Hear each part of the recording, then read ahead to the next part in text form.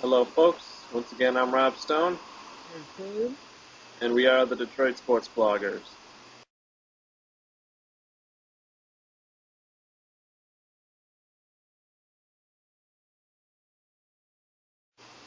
This week, we're going to change it up a little bit. Not just going to do the regular weekend preview. The MLB season is a quarter of the way over, and your Detroit Tigers, well, it's almost a quarter of the way over. And your Detroit Tigers are currently 18 and 20, which is 2 games under 500, and in second place in the American League Central Division. They were supposed to run away with and have almost locked up by now, according to all the experts out there.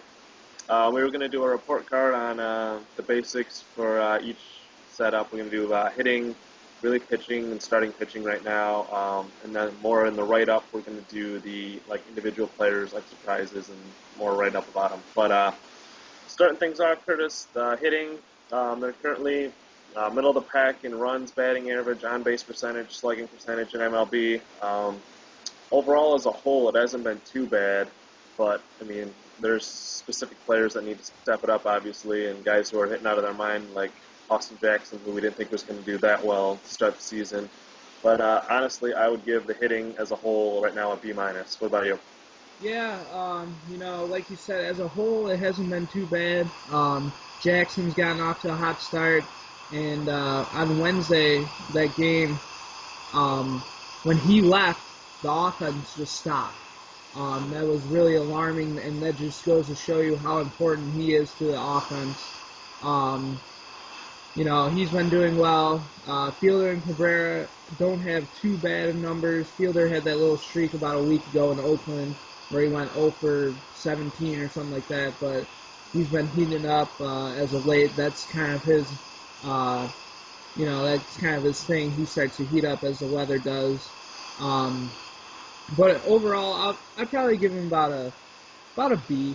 Um, they just haven't been consistent enough. It seems like they have a lot of big games, but and then they'll get one or two runs where they probably need three or four every game. So it's it's all about consistency. And if you want to win, uh, you gotta have people driving in big runs for you. I mean, they have the bats to do it. They have all the pieces. They have table setters and Jackson and Dirks and Bosch if he can get back up there.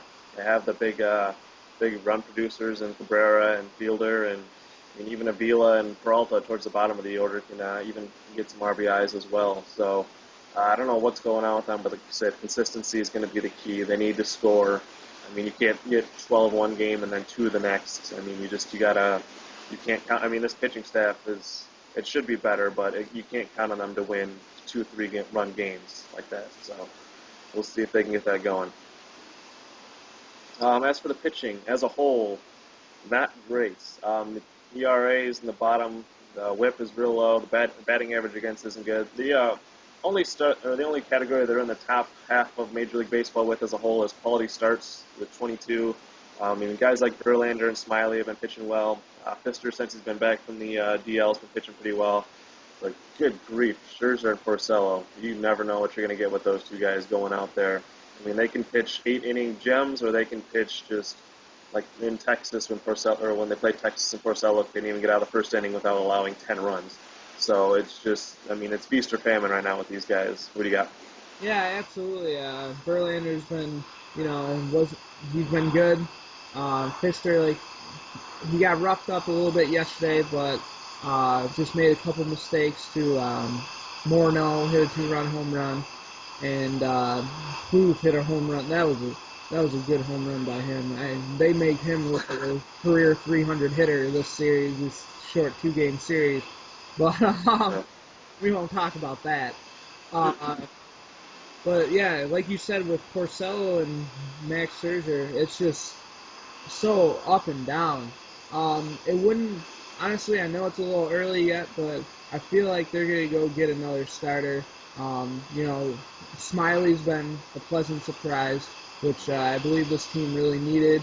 They thought they had their fifth starter in him, but he might be fourth now, or possibly even third. So he's been a real bonus for the team, and I don't know. I don't know what they're gonna do with Porcello. Obviously, they're gonna keep Scherzer in there, so I don't know. Yeah, it's Porcello, amazing what this team's been doing right now with Verlander actually having a better start to the year than he did last year with his MVPs and Cy Youngs. And it's crazy to think where this team would be without a guy like Drew Smiley right now. I mean, he's going out there every 5 days, giving you 5 or 6 innings, saving the bullpen and pitching really well actually. So I mean, without him, I mean, it's sad that right now he's one of the keys to this team. That your fifth starter should just be a guy who goes out there every fifth day and tries not to screw up too badly instead of being close to the top of the MVP list of your team right now. So it's very interesting to see how that ended up turning out. As for the relief pitching, what was supposed to be one of the strengths of this team has just completely imploded.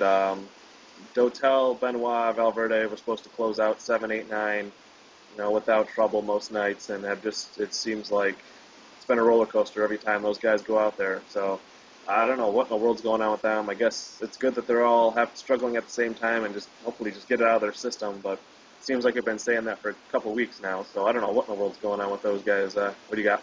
yeah, that like you said, it was supposed to be strength of the team.